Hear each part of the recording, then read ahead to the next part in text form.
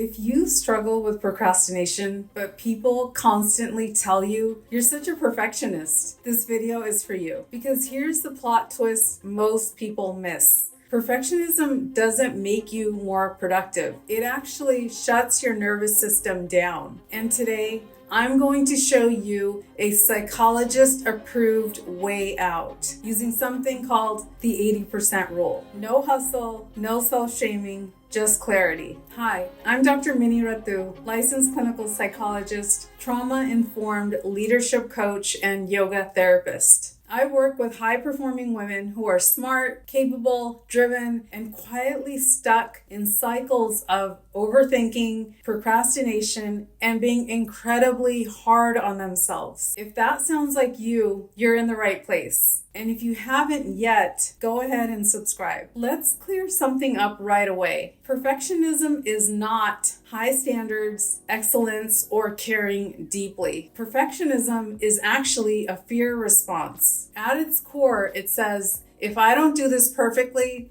I'll be judged, rejected, or exposed. So instead of starting something, your nervous system goes into freeze, avoidance, or endless preparation, which looks like procrastination, but it isn't laziness at all. It's protection. Willpower does not work. Most people try to fix procrastination with pressure. Just push through, be more disciplined, try harder. But when perfectionism is driving the bus, pressure actually makes it worse. Why? Because your brain is asking, is this safe to start? And if the answer feels like no, your system delays. Not because you can't do it, but because it's afraid of doing it wrong. From a brain perspective, perfectionism lights up a region called the dorsal anterior cingulate cortex, the part of the brain responsible for error detection and conflict monitoring. When this area is overactivated, your brain becomes hyper-focused on what could go wrong. Instead of helping you take action, it helps scanning for mistakes,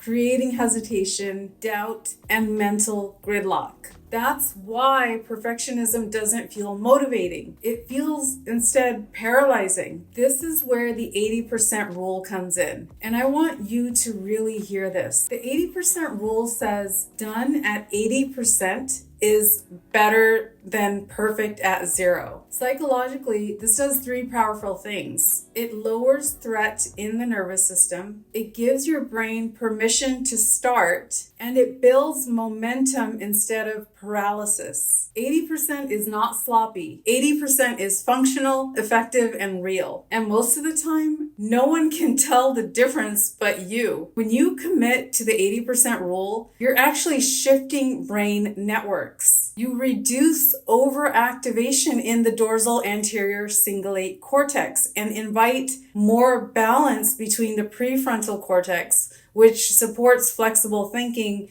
and the insula, which tracks safety and internal cues. In simple terms, your brain stops obsessing over errors and starts supporting forward movement. Action becomes safer than avoidance. Here's how I want you to use this practically. Step 1, decide in advance. This will be an 80% task. Not later, not after you spiral, before you begin. Step 2, define what 80% done actually means. 1 page, not 10. Sent, not perfected. Drafted, not polished. Step 3, stop when you hit that line, even if your inner critic screams. That discomfort, that's growth. And if you're thinking, but Dr. Minnie, if I don't push myself, I'll become lazy. I hear that fear all the time, but the research and clinical work shows the opposite. When people feel safe enough to start, they actually do more, not less. Say what? Yes.